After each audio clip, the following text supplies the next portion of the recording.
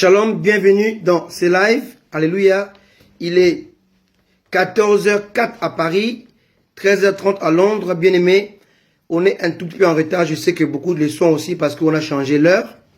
Amen. Gloire à Dieu. Connectez-vous au Seigneur, restez connectés au Seigneur et connectez-vous dans ce live et connectez ce live pour la gloire de Dieu. Et nous espérons que ce live bénira au moins une personne. Amen. Soyez bénis. Et écoutons ces chants en attendant que vous vous connectez. Soyez tous bénis. Tous ceux qui sont connectés, qui voient ce live, dites-le aux autres qu'on a commencé parce qu'il y a le décalage le changement d'heure. Amen. Écoutons.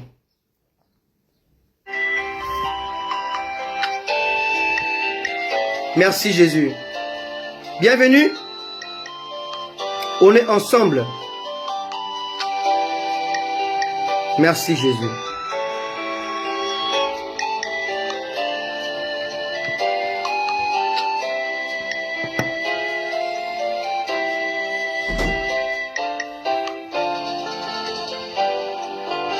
Merci Adonai.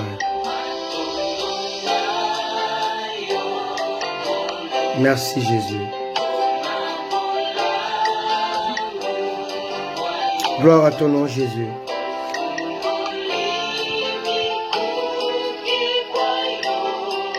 Connectez-vous.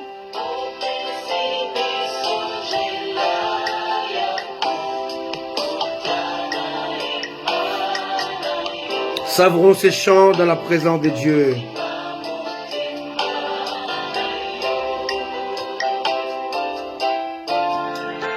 Alléluia.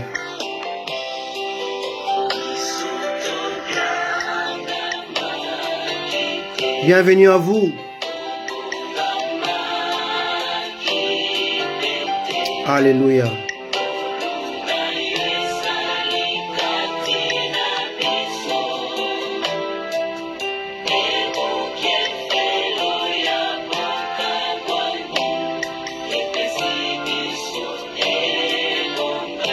Merci Jésus.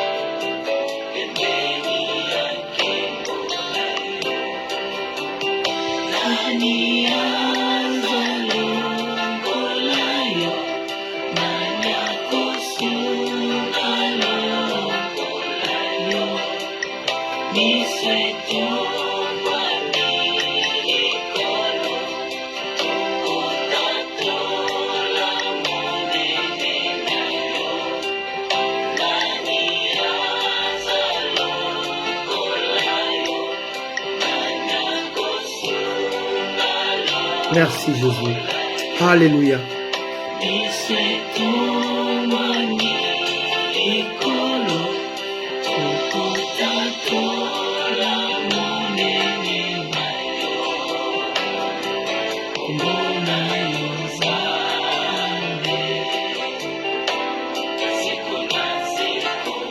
Ton nom, Seigneur Jésus, pour l'éternité, soit glorifié. Oh Seigneur Jésus, le nom qui sauve. Merci Adonai.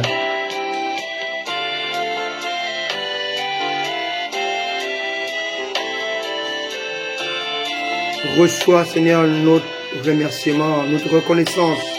Matondo Nayo Seigneur. Alléluia. Merci Jésus. Merci. Bonjour à tous. Yes. Alléluia.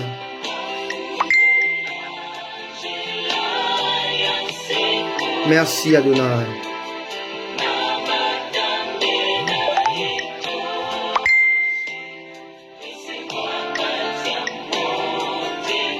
Alléluia. Jésus est Seigneur. Oh, sois béni Seigneur.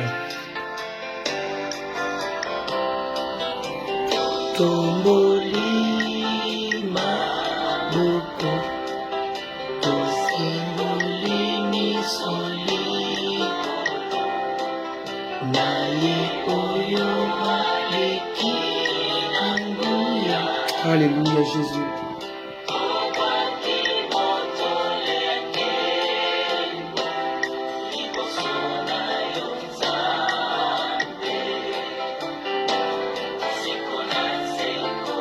Qui est comme toi, Jésus? Nani akonayo.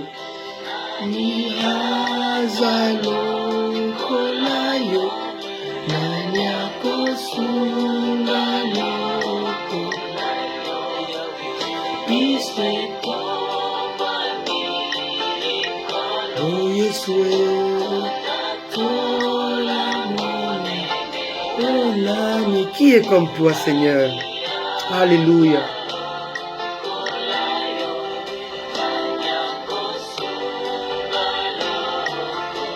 Monsieur Tombani,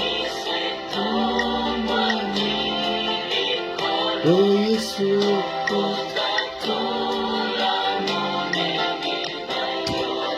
alléluia. Ton nom, Seigneur Jésus.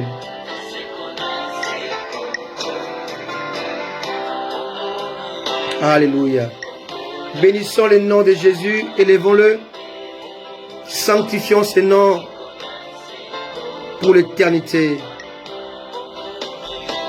Merci Jésus. Merci Jésus. Amen. Bienvenue à vous depuis Paris, depuis la Belgique, depuis Londres, partout où vous êtes.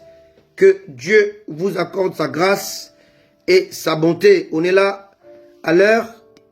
Excusez-nous pour le retard parce qu'en fait, lorsque j'ai commencé à prêcher dans notre famille, dans notre église de maison, c'est ma fille Elisha qui m'a dit, papa, il sera 13h dans 3 minutes.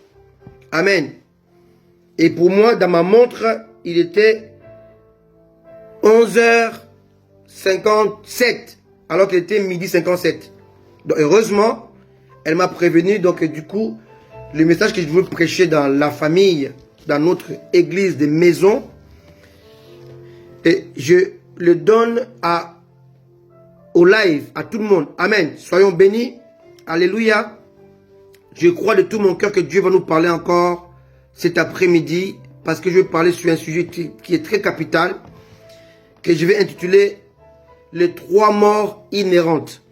Amen. Il existe 3 morts inhérentes que je vais essayer de détailler aujourd'hui, tout à l'heure, en moins d'1 heure, pour que nous puissions comprendre et saisir ce que Dieu veut nous parler, il veut nous dire encore au travers de sa parole. Premièrement, il y a la mort inhérente à la vie éternelle. Alléluia. Deuxièmement, il y a la mort inhérente à la séparation d'avec Dieu.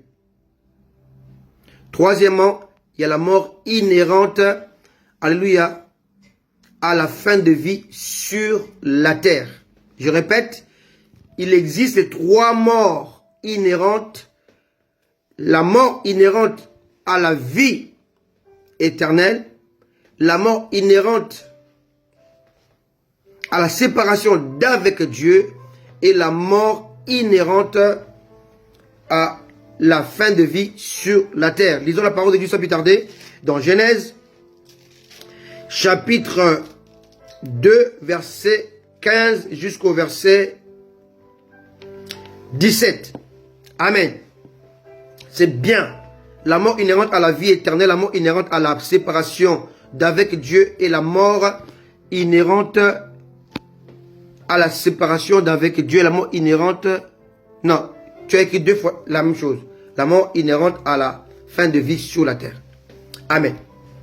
Alors, lisons Genèse chapitre 2, verset 15 jusqu'au verset 17. Lisons la parole de Dieu. L'Éternel Dieu prit l'homme et le plaça dans le jardin d'Éden pour le cultiver et pour le garder. 16. L'Éternel Dieu donna cet ordre à l'homme: tu pourras manger de tous les arbres du jardin, mais tu ne mangeras pas de l'arbre de la connaissance du bien et du mal. Car le jour où tu en mangeras, tu mourras certainement. Amen.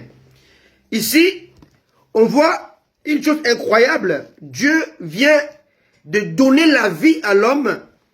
Après l'avoir créé, il va l'établir dans son environnement béni, son environnement, alléluia, dans lequel il devait jouir de la vie, mais Dieu va parler de la mort. L'homme n'a pas encore péché, mais Dieu fait allusion à la mort. De quelle mort s'agit-elle? Alléluia. Il est ici question non pas de la mort inhérente à la vie avec Dieu, la vie éternelle. Il est ici question non pas de la mort physique, la mort de la fin de vie sous la terre, mais il est ici question de la mort inhérente à la séparation d'avec Dieu. En fait, c'est la mort la plus dangereuse qui existe. Et Dieu va mettre le point sur les i.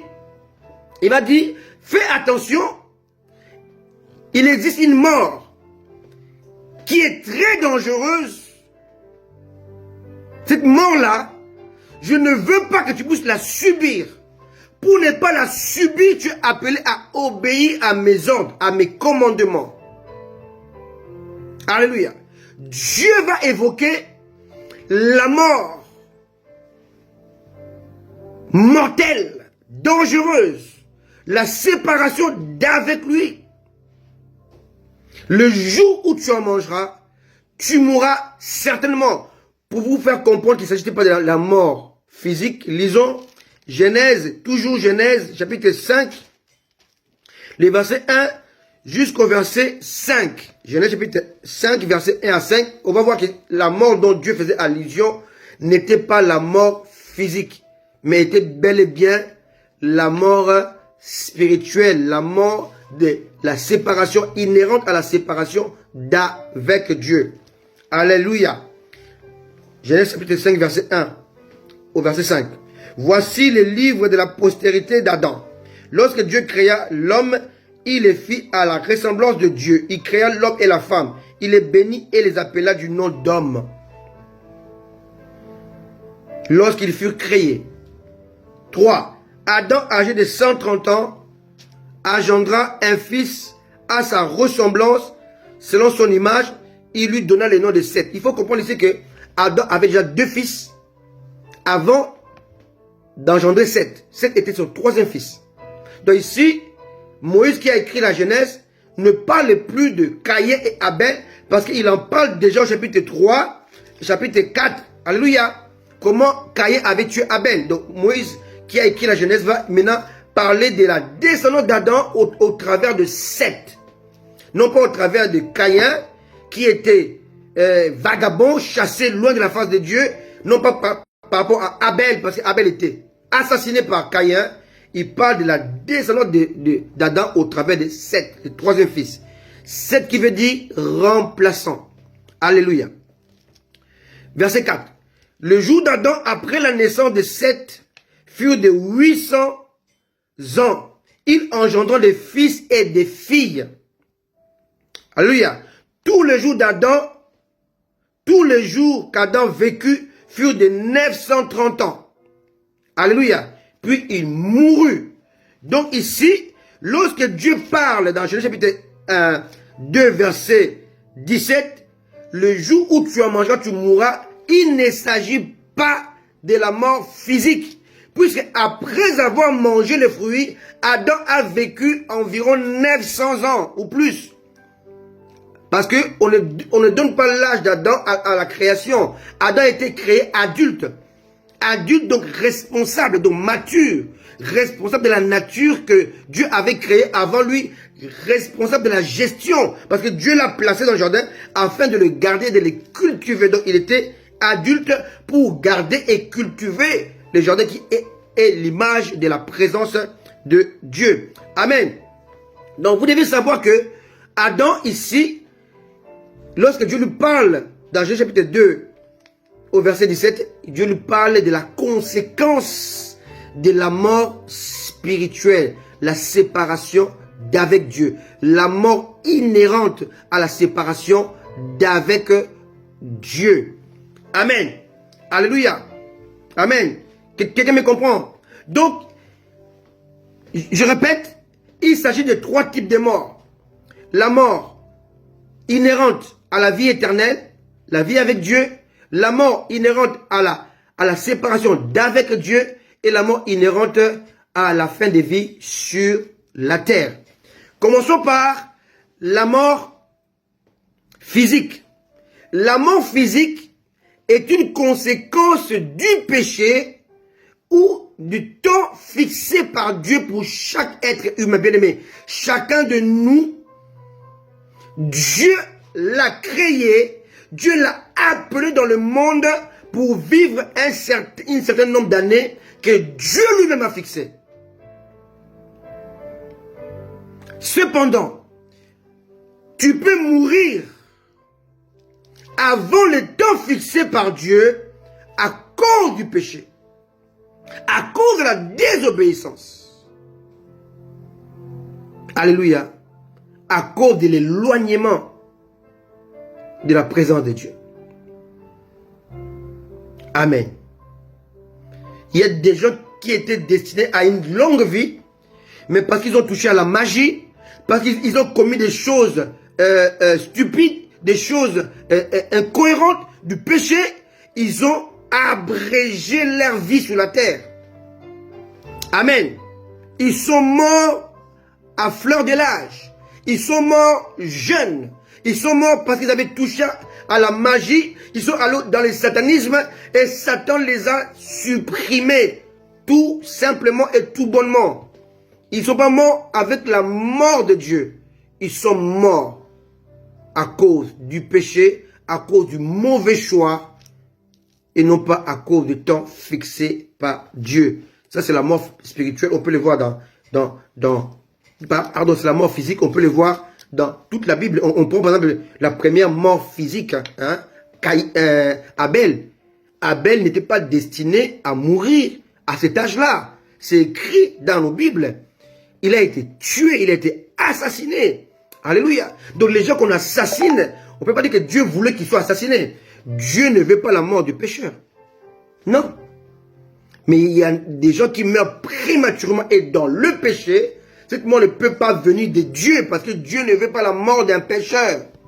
Les gens meurent qui sont des conséquences. Ils touchent la drogue, il va vendre la drogue, après il va mourir à cause des rivalités entre eux, les vendeurs de drogue, les dealers. Ça, c'est pas la mort de Dieu. Il va mourir dans le péché. Or, la Bible est claire. Dieu ne veut pas la mort d'un pécheur. Non. Amen. Donc, cette mort physique prématurée n'est pas dans la volonté de Dieu. Alléluia. Et pourtant, beaucoup meurent d'une manière définitive, physiquement, à cause du péché, à cause de la mauvaise gestion, à cause des mauvais fondements, à cause. Alléluia. Amen. Mais la mort physique est l'antichambre de la vie. Vous devez savoir, bien aimé, que Dieu a caché la vie dans la mort. La mort est la carapace de la vie. D'ailleurs, un chrétien ne voit pas Dieu parce que Dieu est invisible, mais lorsqu'il meurt, il peut voir Dieu. La mort est la carapace dans laquelle contient la vie. Et n'est pas n'importe quelle vie. La vie éternelle pour ceux qui sont en Christ et la mort éternelle pour ceux qui sont sans Christ. La mort physique est l'antichambre de la vie. Alléluia. Alléluia. La mort inhérente à la fin des vies sur la terre est l'antichambre de la vie. Est la carapace qui cache la vie. La vie avec Dieu ou la vie sans Dieu. Mais une vie éternelle. Tu te sépares de Dieu éternellement ou tu rencontres Dieu éternellement. Amen. Ça, c'est la mort physique que beaucoup d'hommes craignent. Mais en réalité, la mort la plus dangereuse, c'est celle que Dieu a parlé à Adam au verset 17 du Genèse chapitre 2. La mort spirituelle. Maintenant, comment reconnaître qu'on est mort spirituellement? Comment identifier la mort spirituelle dans notre vie sur la terre. La mort spirituelle se manifeste avec 3 éléments. Pas 4, pas 5, pas 6, pas 7, pas 2, pas 1. Non. 3 éléments dans lesquels est cachée la définition de la mort spirituelle. Premièrement, lorsque quelqu'un meurt spirituellement, donc il s'éloigne de Dieu, il se sépare d'avec Dieu, la première chose qui va se manifester dans sa vie est l'éloignement de Dieu. Cette personne va s'éloigner de la présence de Dieu, va commencer à fuir Dieu, va commencer à se plaire loin de Dieu, va commencer à se satisfaire en dehors de Dieu. Deuxième élément qui prouve qu'on est mort spirituellement est la peur. La peur est la conséquence de la mort spirituelle. Quand on meurt spirituellement, on sera envahi par une peur permanente. Et la présence de Dieu qui est censée nous réjouir, censée nous apporter un atout ou des atouts, la présence de Dieu devient une présence qui fait peur. Alléluia. La communion avec Dieu va changer de position. Au lieu d'être heureux, joyeux, content dans la communion avec Dieu, on a peur de Dieu. Parce que le péché est rentré et le péché va entraîner la peur, va enfanter la peur de Dieu. Va briser la communion, va briser l'entente, va briser l'intimité avec Dieu. Et la peur va s'installer. L'éloignement, la peur. Troisième chose qui va se manifester lorsque la mort spirituelle est entrée dans la vie d'une personne, c'est la découverte d'une autre nature. Une nature qui va se plaire en étant loin de Dieu. Alléluia. Rappelez-vous le fils prodigue. Lorsqu'il a quitté son père avec les richesses de son père, il se plaisait en dépensant son argent avec les prostituées. Il était mort spirituellement. Alléluia. Il va aller dans un autre pays dans lequel Dieu n'était pas. Parce que dans cette parabole, Jésus parle de porcs. En Israël, l'élevage de porcs était interdit. Quelqu'un me comprend? Donc il va se plaire loin de la présence de Dieu, loin de la présence du Père. Il va travailler dans la porcherie. La porcherie a deux sens. Premièrement, la saleté, parce que les porcs vivent dans la boue. Deuxièmement, dans la rébellion, parce que les porcs étaient un animal dans la loi qui était interdit de manger. Alléluia. Donc lorsque tu es dans la rébellion et tu vis une vie de débauche, dans la saleté, tu es loin de Dieu. Tu as peur de rentrer. Tu as peur d'intimité. Tu t'éloignes. Le fils prodigue s'est éloigné. Il avait peur de retourner vers son père. Mais à force de souffrir, à force de souffrir, à force de subir le châtiment, il va entrer en lui-même. Bien-aimé, le seul moyen de revenir à la vie est de comprendre trois choses aussi. Quand tu étais mort spirituellement, il faut faire trois démarches pour revenir. La première, c'est d'entrer en toi-même. Cesse, arrête de condamner les autres. Arrête d'imputer tes fautes aux autres. Arrête de mettre la faute aux autres. Que ce qui t'arrive, c'est la faute des autres. Non. Commence par prendre conscience de ton péché. La Bible dit que le fils prodigue est entré en lui-même. Commence à changer. J'aime bien, souvent, le monde nous donne des exemples. Michael Jackson avait fait un chant qui s'intitule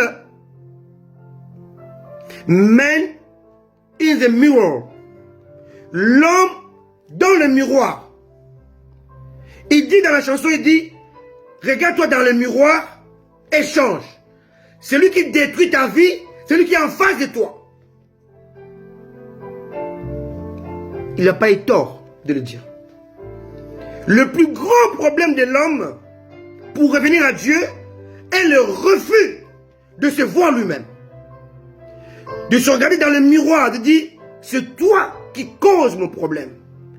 Tu t'adresses à toi-même le côté vieille nature que tu dois tuer, qui doit mourir. Alléluia. Et le fils prodigue est rentré en lui-même, il s'est vu dans le miroir de sa vie, il dit, je suis loin de mon père, je suis dans le péché, je souffre parce que je suis loin de la maison de mon père. Deuxièmement, il dit, je me leverai. On appelle cela la repentance. Troisièmement, il se leva, il alla. On appelle ça la conversion. Trois choses pour revenir après une mort spirituelle, rentrer en soi-même, prendre la décision de se lever et se lever. Beaucoup sont debout, sont réveillés sans se lever. En anglais, on utilise les deux termes get up, wake up. On ne peut pas get up si on n'est pas wake up. On doit se réveiller pour se lever. Alléluia. Je répète, tu dois wake up avant de get up. Tu dois te réveiller avant de te lever. Si tu fais le contraire, tu fais get up avant wake up, tu es malade. Parce qu'il y a une maladie où les gens se lèvent la nuit, ils sortent de la maison, ils marchent dans la rue et tu as endormi. C'est une maladie, c'est une pathologie. Et il y a des chrétiens comme ça, il n'est pas réveillé, mais il se levait. Il va dans le néant. Alléluia. Commence par te réveiller avant de te relever. Alléluia. Commence par wake up avant de get up. Amen. C'est une parenthèse. Donc ce fils prodigue était mort spirituellement. Il s'est réveillé spirituellement. En entrant en lui-même, en prenant une bonne décision et en appliquant la décision. Je me leverai, je vais voir mon père, il se leva et alla. Vous qui êtes mort spirituellement, il y a encore un espoir pour vous. Entrez en vous-même, cessez de condamner les autres, cessez d'imputer les fautes de votre éloignement à d'autres. Mais prenez ça sur vous et prenez la décision de vous élever. Et levez-vous, allez vers votre Dieu. C'est la solution. Alléluia. Mais lisons ce que je viens de dire, les trois choses qui signalent, qui démontrent que vous êtes mort spirituellement. Lisons toujours dans Genèse. Alléluia. Genèse, au chapitre 3, les versets 7 au verset 11. Genèse 3, 7 à 11. Les yeux de l'un et l'autre s'ouvrirent. Ils connurent qu'ils étaient nus, ayant cousu de feuilles de figuier. Ils s'en firent des ceintures. Verset 8. Alors ils entendirent la voix de l'Éternel Dieu qui parcourait les jardins vers le soir. Et l'homme et sa femme se cachèrent loin de la face de l'Éternel Dieu, au milieu des arbres du jardin. Mais l'Éternel Dieu appela l'homme et lui dit, où es-tu? Verset 10. Il répondit, j'ai entendu ta voix dans le jardin et j'ai eu peur. Alléluia. J'ai eu peur. Parce que je suis nu, je me suis caché. 11. Et l'Éternel Dieu dit, qui t'a appris que tu es nu? Et Dieu comprend la conséquence de ces langages-là. Alléluia. Est-ce que tu as mangé de l'arbre dont je t'avais défendu de manger? Bien-aimé, lorsque quelqu'un meurt spirituellement, il y a trois choses qui se manifestent. L'éloignement de la présence de Dieu, la peur et la découverte d'une autre nature qui était enfouie en lui, qui était détruit ou vaincu par la nature de Dieu qui était en lui. L'homme est tiré de la poussière, de la terre inerte. La terre ne respire pas. L'homme est composé de l'esprit qui est le souffle de Dieu, de l'âme, qui est le siège des émotions, des désirs. Alléluia. De la volonté. Amen. Et de la chair, qui est l'enveloppe. Alors, dans l'homme, il y a la vieille nature, le côté charnel. Et dans l'homme, il y a la nouvelle nature, le côté spirituel. Le spirituel doit gérer l'âme, donc l'esprit doit gérer l'âme, donc les émotions, les affections, les désirs, la volonté. Alléluia.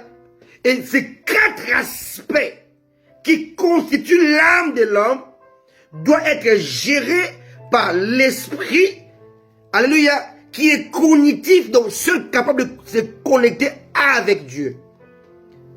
Et l'âme doit maintenant gérer la chair, les corps, la vue, l'odorat, les goûts, l'ouïe et le toucher. Le corps a 5 sens, l'âme a 4 sens et l'esprit a 3 sens. Amen. Alléluia. Si vous voyez que vous additionnez les 3 parties, vous allez tomber sur le nombre 12. 12 est un nombre d'élection. 12 apôtres, 12 tribus d'Israël, 12 heures dans la journée, 12 mois dans l'année. 12 est le nombre de l'élection des dieux. Amen. 5 plus 4 égale 9.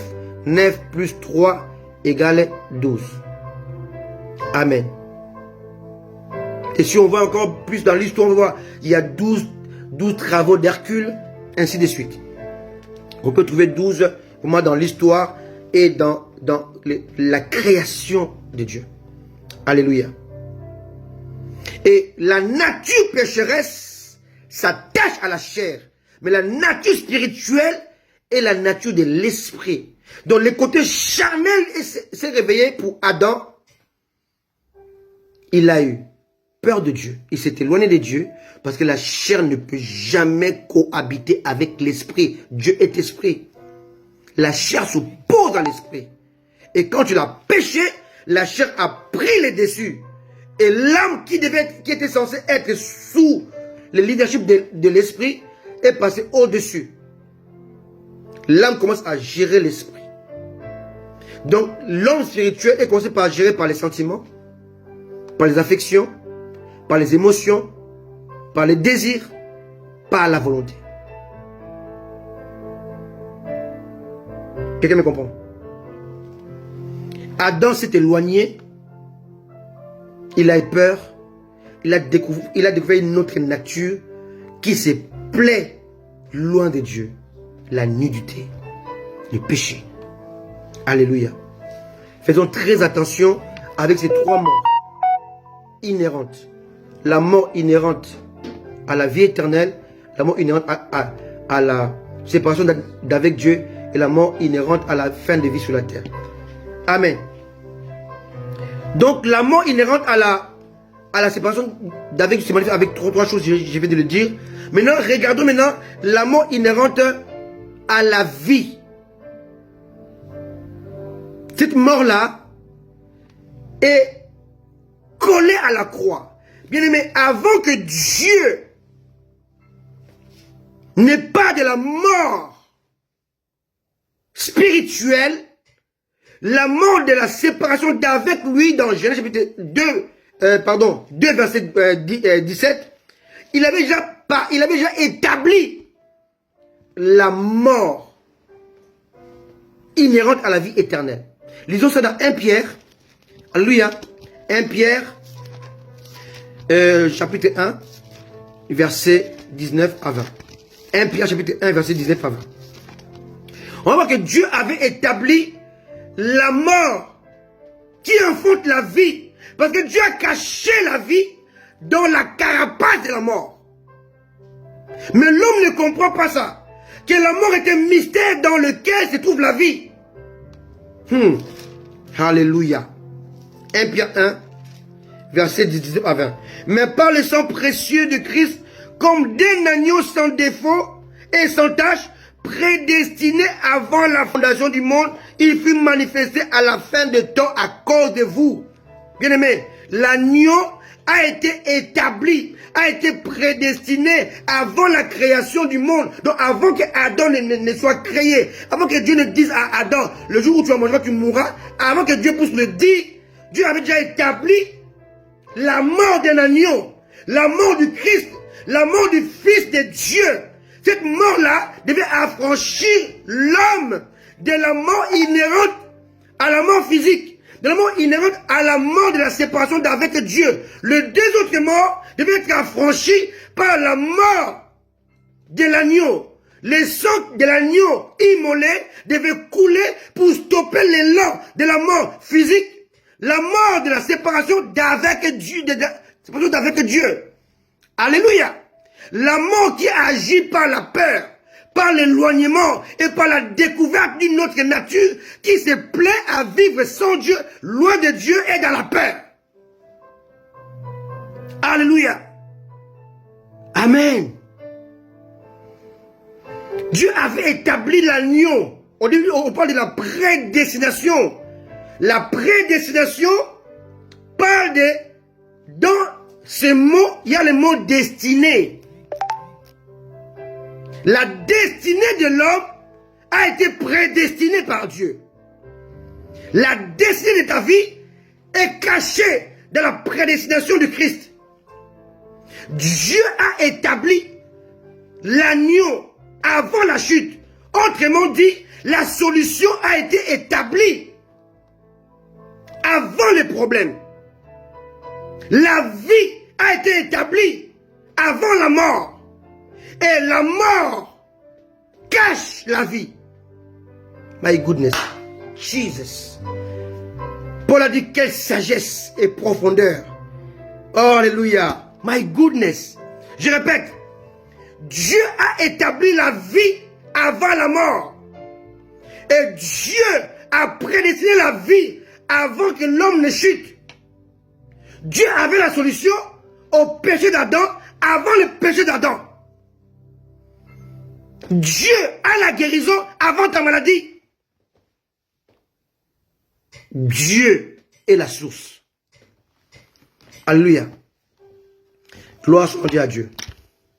Laissez-moi vous parler maintenant de la mort. De la mort. Dans laquelle se trouve la vie. De la mort inhérente à la vie éternelle. Cette mort-là, c'est vivre la croix de Christ. Cette mort-là enfante trois choses. Le centuple, les soixantaines, la trentaine. Jesus. La mort de séparation avec Dieu enfante trois choses. L'éloignement, la peur et la découverte d'une nouvelle nature qui n'aime pas Dieu. La mort qui enfante la vie engendre trois choses. Centuple, soixantaine, trentaine. Lisons. Lisons-les dans Matthieu 13. Matthieu 13. Amen.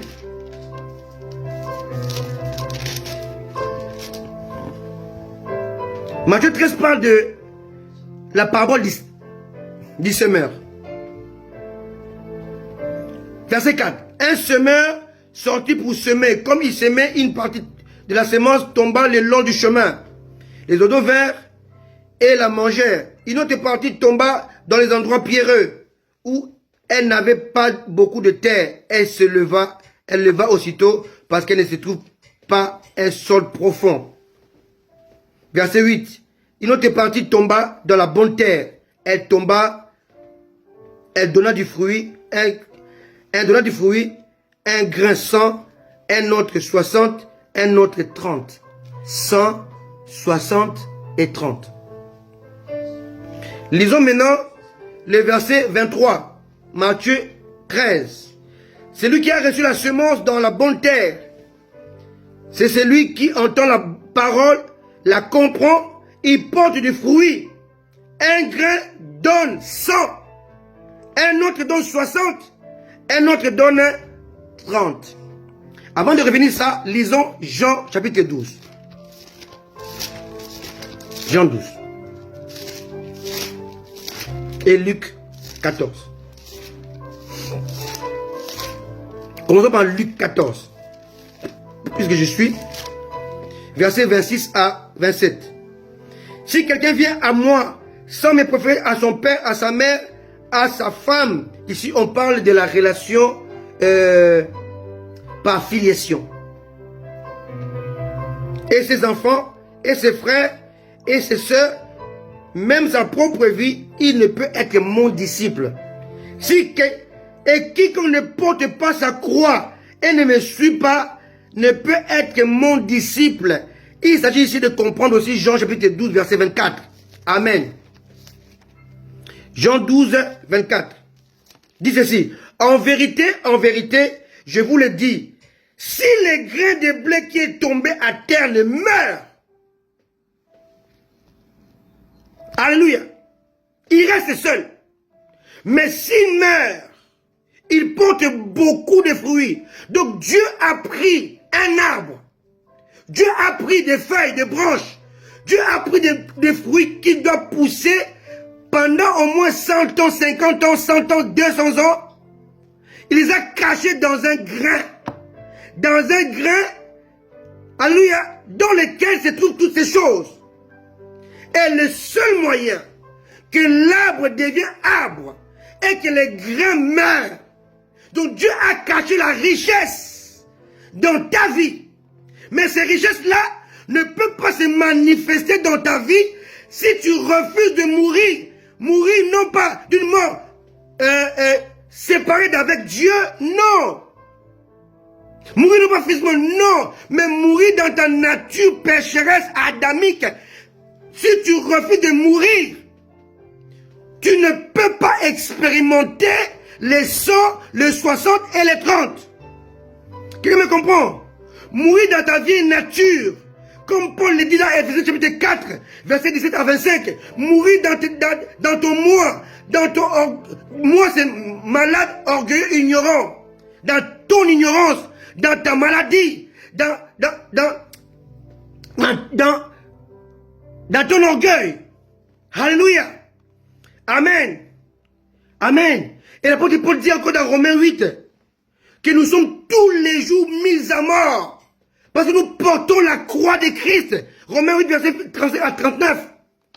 Tu dois comprendre que le seul moyen de vivre les bénédictions de Dieu, les miracles de Dieu, la prospérité de Dieu, tu dois accepter de mourir pour porter ce qui est caché en toi, car Dieu a mis une vie multiple, une vie qui se multiplie dans la mort de ton moi. Il y a un mystère de ce que Jésus dit. Pourquoi 100? Pourquoi 60? Pourquoi 30? Allons le voir maintenant dans Matthieu 13. Matthieu 13. Verset 23. Non, même le verset 8. Une autre partie tomba dans la bonne terre. Elle donna du fruit. Un grain, 100, un autre 60, une autre 30. C'est un mystère ça. Verset 23. Celui qui a reçu la semence dans la bonne terre, c'est celui qui entend la parole et la comprend. Il porte du fruit. Un grain en donne 100, un autre 60, un autre 30. Ici, il faut comprendre Jean 12, 24. Le grain n'est pas donné 100 s'il ne meurt. Si un grain ne meurt, reste seul. Donc, tu dois apprendre à mourir en toi-même, dans ta nature pécheresse, dans les vieils hommes. Bien aimé, l'apôtre Paul a pris l'exemple des vieils hommes, il a pris ça chez les Romains. Les Romains, ils avaient aussi une manière de tuer en dehors de la croix. Ils mettaient les vieils hommes sur la personne qui était vivante. Comment ça? Ils prennent une personne, ils prennent un cadavre et ils vont attacher les cadavres sur l'homme qui était vivant et ils vont les laisser exposer au soleil. Cela veut dire que lorsque les cadavres commencent à pourrir, à se décomposer, les mouches vont venir, mais maintenant ils vont venir manger les cadavres, ils vont maintenant planter leurs semences. Et les semences des mouches commencent par les asticots.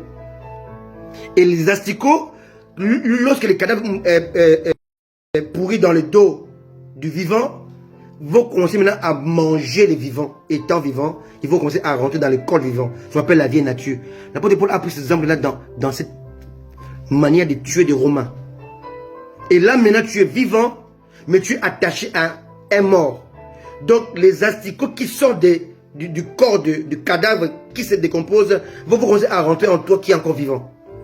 Et tu vas mourir d'une mort la plus atroce, pire que la croix. Quelqu'un me comprend? Ce qu'on appelle la vieille nature.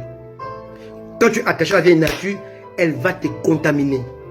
Le vieil homme va empêcher le nouvel homme qui est en toi, par ton esprit, de s'épanouir. Quelqu'un me comprend? Alléluia. Des fois, il faut comprendre l'histoire avant de comprendre ce que la parole de Dieu dit. D'où a pris cet exemple-là, Paul a pris ça de cette manière-là. Alléluia. Alors, revenons à notre 60, 100 et 30. Pourquoi ici, Jésus parle de 100? Un grain va donner 100. On va voir que dans Genèse, chapitre 21, verset 5, on voit que le 100 est le symbole d'accomplissement. Dieu avait donné la promesse à Abraham. Abraham avait 75 ans. Mais la Bible dit dans Genèse chapitre 21, verset 5, clairement, alléluia, clairement, Genèse chapitre 25, verset 5. 21, Genèse 21, verset 5. Genèse 21, verset 5. Amen. Réalisez ce message, réécoutez ça parce qu'il est très profond. D'un coup comme ça, vous n'allez pas bien comprendre. Genèse 21, verset 5. Abraham était âgé de 100 ans à la naissance d'Isaac, son fils. Dieu a fait la promesse à Abraham. Il devait devenir Abraham pour enfanter Isaac, la promesse. Il a enfanté Ismaël quand il s'appelait Abraham. Retenez bien cette leçon. Abraham a enfanté Ismaël quand il s'appelait Abraham. Mais quand il est devenu Abraham, il a enfanté Isaac. Tu ne peux pas enfanter ton Isaac, ta promesse, si tu ne changes pas ton identité. Quelqu'un me comprend?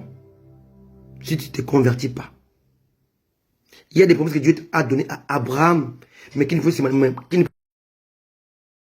manifester que dans Abraham. Dieu doit ajouter les H de Yahweh dans Abraham. Alléluia. Il va enlever les I de Sarai pour que les H de Yahweh l'ajoute chez Abraham, le retranchement chez Sarai. Ça donne Isaac. Quelqu'un me comprend?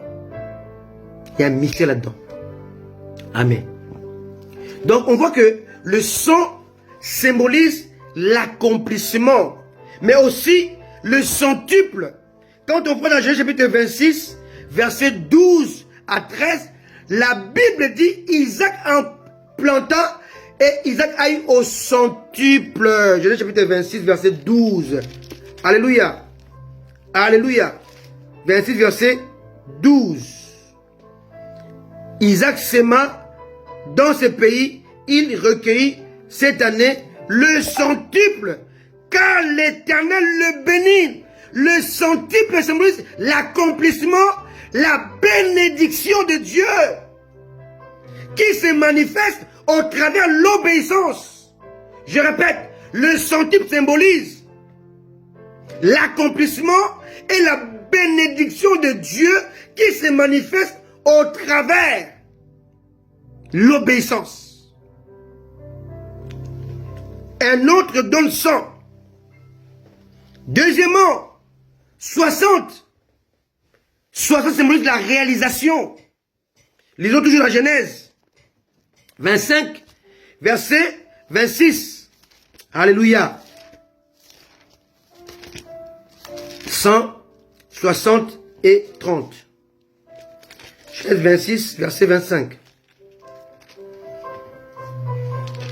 Alléluia. Pardon, Genèse, oui, 26, pardon, Genèse 25 et verset 22, 25 à 26. Le premier sortit entièrement roux comme un manteau de poil et on lui donna le nom d'Ésaü. Ensuite sortit son frère dont la main tenait les talons d'Ésaü et on lui donna le nom de Jacob. Isaac était âgé de 60 ans lorsqu'il naquit. Mais montons un tout petit peu au verset 20. Abraham engendra Isaac.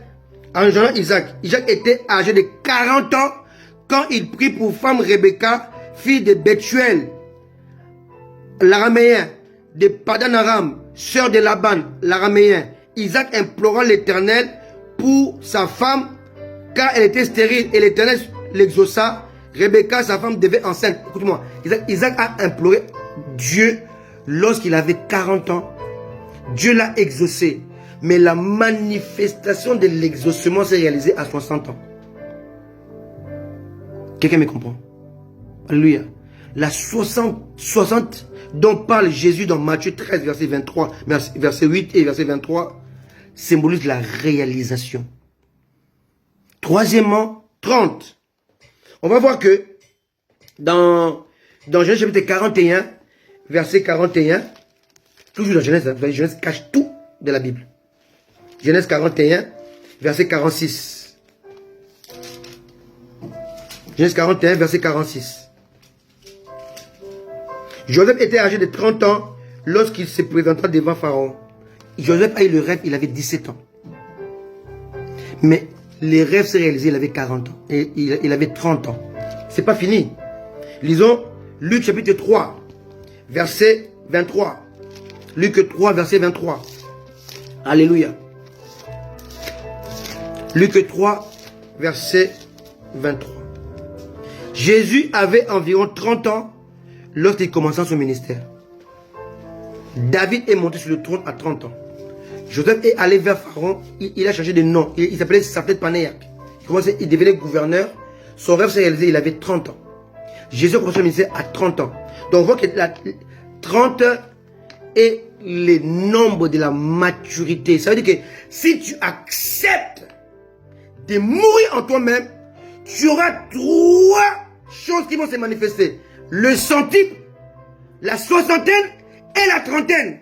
100 symbolise l'accomplissement, la réalisation qui doit passer par ton obéissance. Alléluia. 60 représente la réalisation. Et 30, la maturité. Tu ne peux pas servir Dieu si tu n'es pas mature, si tu ne te réalises pas et si tu ne rentres pas dans l'accomplissement de Dieu. Les grains en question, c'était Christ. Il devait mourir pour se multiplier en nous.